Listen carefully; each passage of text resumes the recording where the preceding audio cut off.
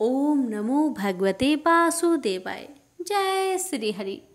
प्यारे भक्तों, आज आप सभी श्रवण करेंगे जेठ माह कथा अध्याय 26। भक्तों, जेठ मास के इस पुण्य अवसर पर हम प्रवेश करते हैं उस अध्याय में जहाँ ध्यान की विधि और भगवान के विकट स्वरूप का अद्भुत वर्णन है। यह अध्याय हमें सिखाता है कैसे ध्यान किया जाए उस ब्रह्म के जो इस समस्त ब्रह्मांड से व्याप्त है। कैसे देखा जाए भगवान का वह विराट रूप जिसमें समस्त लोक, दिशाएं, पर्वत, नदियों और देवगण समाहित हैं।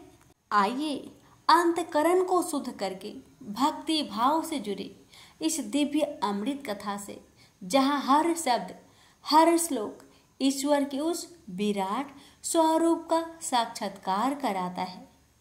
श्री हरि विष्णु की यह महिमा हमारे जीवन को दिशा दे और ध्यान की शक्ति से हमारे अंतकरण को प्रकाशित करे। जय श्री हरि। भक्तों, श्री सुखदेव जी ने कहा, परीक्षित तुम्हारा लोकहित के लिए क्या हुआ?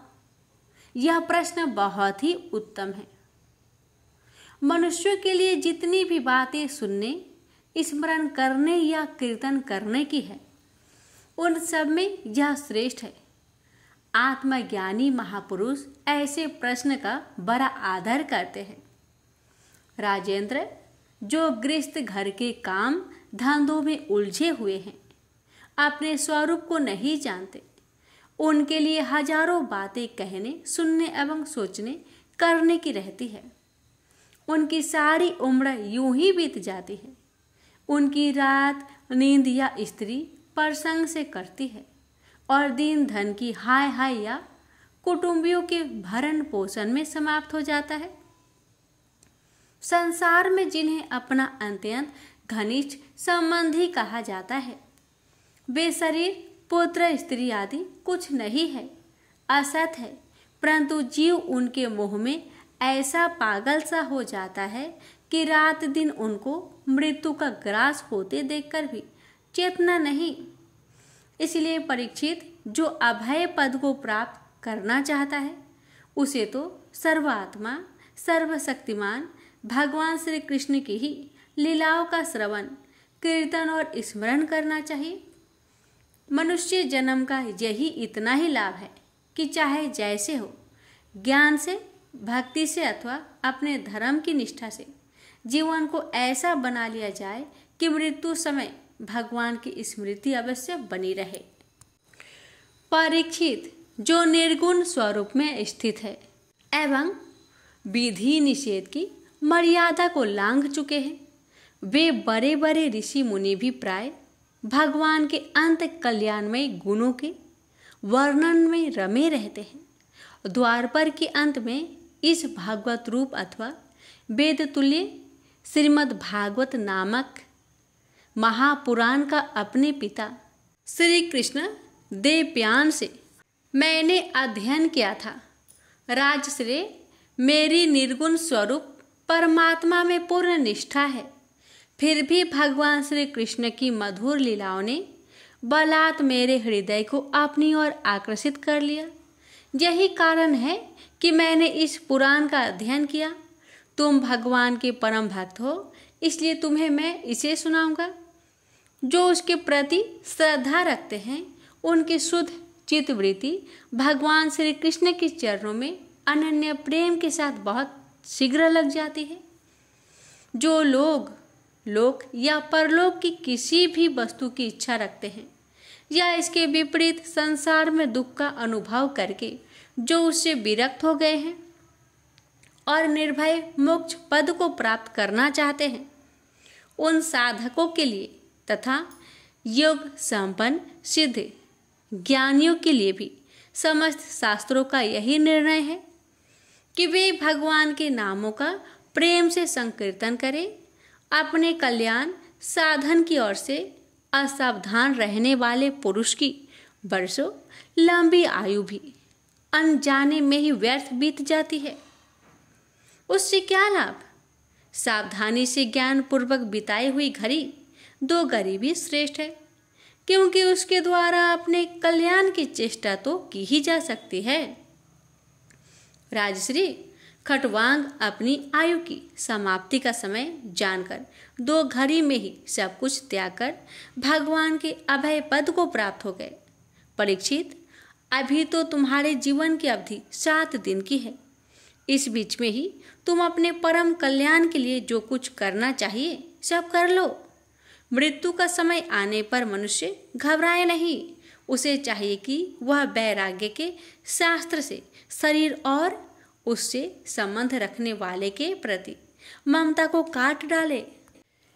धैर्य के साथ घर से निकलकर पवित्र तीर्थ के जल में स्नान करे और पवित्र तथा एकांत स्थान में विधि पूर्वक आसन लगाकर बैठ जाए। तत्पश्चात परम पवित्र अ, उ, म इन तीनों मात्राओं से युक्त प्रणव का मन ही मन जप करे। प्राण वायु को बस में करके मन का दमन करे और एक क्षण के लिए भी प्राण को न भूले। बुद्धि की सहायता से मन के द्वारा इंद्रियों को उनके विषयों से हटा ले और कर्म की वासनाओं से चंचल हुए मन को विचार के द्वारा रोककर भगवान के मंगलमय रूप में लगाए। स्थिर चित्त से भगवान के श्री विग्रह से किसी एक अंग का ध्यान करें। इस प्रकार एक एक अंग का ध्यान करते करते विषय वासना से रहित मन को पूर्ण रूप से भगवान में ऐसा तत्लीन कर दे कि फिर और किसी विषय का चिंतन ही ना हो। वही भगवान विष्णु का परम पद है, जिसे प्राप्त करके मन भगवत प्रेम रूप आनंद से भर जाता है। यदि भगवान का ध्यान करते समय मन रजोगुण से विक्षिप्त या तमोगुण से मूढ़ हो जाए तो घबराए नहीं। धैर्य के साथ योग धारण के द्वारा उसे बस में करना चाहिए, क्योंकि धारणा उक्त दोनों गुणों के दोषों को मिटा देती है।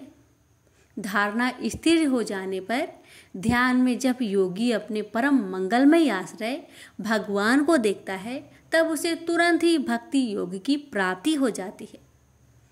परीक्षित ने पूछा, ब्राह्मण, धारणा किस साधन से किस वस्तु में किस प्रकार की जाती है और उसका क्या स्वरूप माना गया है जो शीघ्र ही मनुष्य के मन का मैल मिटा देती है? श्री सुखदेव जी ने कहा, परीक्षित, आसन, श्वास, आसक्ति और इंद्रियों पर विजय प्राप्त करके फिर बुद्धि के द्वारा मन को भगवान के मूल रूप में लगाना चाहिए। यह कार्य रूप संपूर्ण विश्व जो कुछ कभी था, है या होगा, सब का सब जिसमें दिख पड़ता है, वही भगवान का स्थूल से स्थूल और विराट शरीर है।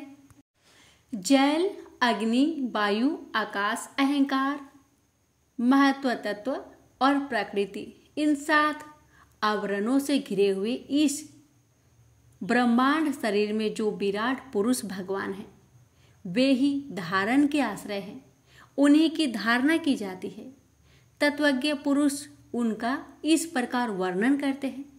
पाताल विराट पुरुष के तलवे हैं, उनकी एरिया और पंजे रसातल है। दोनों गुल्फ एरी के ऊपर की गांठें महातल है, उनके पैर के पिंड तलातल है। विश्व मूर्ति भगवान के दोनों घुटने सूतल है, जांघें बीतल और अतल है, पेरू भूतल है और परीक्षित, उनके नाभि रूप सरोवर को ही आकाश कहते हैं। आदि पुरुष परमात्मा की छाती को स्वर्गलोक, गले को महलोक, मुख को जनलोक और ललाट को तपोलोक कहते हैं। उन सहस्त्र सिर वाले भगवान का मस्तक समूह ही सत्यलोक है। इंद्र आदि देवता उनकी भुजाएं हैं। दिशाएं, कान और शब्द सर्वेंद्रिय है। दोनों आश्विन कुमार उनकी नसिका के छिद्र हैं। गंध घ्राणेन्द्रिय है और धधकती हुई आग उनका मुख है। भगवान विष्णु के नेत्र अंतरिक्ष है, उनमें देखने की शक्ति सूर्य है। दोनों पल के रात और दिन है। उनका भ्रूम विलास ब्रह्मलोक है, तालु जल है और जीहा रस। वेदों को भगवान का ब्रह्मरंध्र कहते हैं और यम को डाढ़े।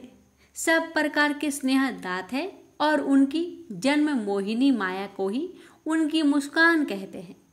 जहाँ अनंत सृष्टि उसी माया का कटाक्ष विक्षेप है। लज्जा ऊपर का होठ और लोभ नीचे का होठ है। धर्म स्तन और अधर्म पीठ है। प्रजापति उनके मूत्रेंद्रिय है। मित्र वरुण अंडकोश है। समुद्र कोख है और बड़े बड़े पर्वत उनकी हड्डियां हैं। राजन, विश्वमूर्ति विराट पुरुष की नाड़ियां नदियां है। वृक्ष रोम है। परम प्रबल वायु श्वास है।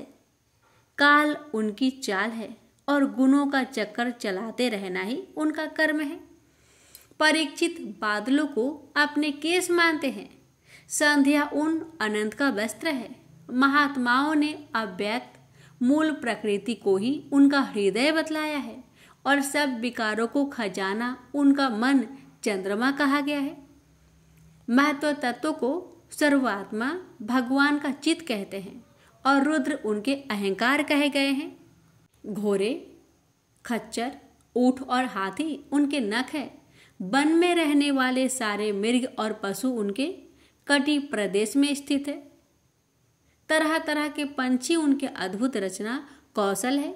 स्वयंभू मनु उनकी बुद्धि है और मनु की संतान मनुष्य उनके निवास स्थान है।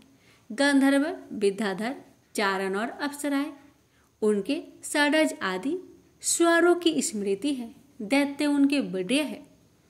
ब्राह्मण मुख, क्षत्रिय भुजाएं, वैश्य जंघाएं और क्षुद्र उन विराट पुरुषों के चरण हैं। विविध देवताओं के नाम से जो बड़े बड़े द्रवमय यज्ञ किए जाते हैं वे उनके कर्म हैं। परीक्षित, विराट भगवान के स्थूल शरीर का यही स्वरूप है जो मैंने तुम्हें सुना दिया। इसी में मुमुक्षु पुरुष बुद्धि के द्वारा मन को स्थिर करते हैं क्योंकि इससे भिन्न और कोई वस्तु नहीं है। जैसे स्वप्न देखने वाला स्वप्न वन स्थान में अपने आप को ही विविध पदार्थों के रूप में देखता है, वैसे ही सबकी बुद्धि वृत्तियों के द्वारा सब कुछ अनुभव करने वाला स्वर्ण अंतर्यामी परमात्मा भी एक ही है। उन सत्य स्वरूप आनंद निधि भगवान का ही भजन करना चाहिए। अन्य किसी भी वस्तु में आसक्ति नहीं करनी चाहिए क्योंकि यह आसक्ति जीव के अतः पतन का हेतु है। प्रेम से बोली हरे कृष्णा। भक्तों, आज की यह अध्याय यहीं पर समाप्त होती है। कल के अध्याय अगले वीडियो में अवश्य सुनेगा। भगवान आप सभी भक्तों की हर मनोकामना पूर्ण करे। जय श्री हरि।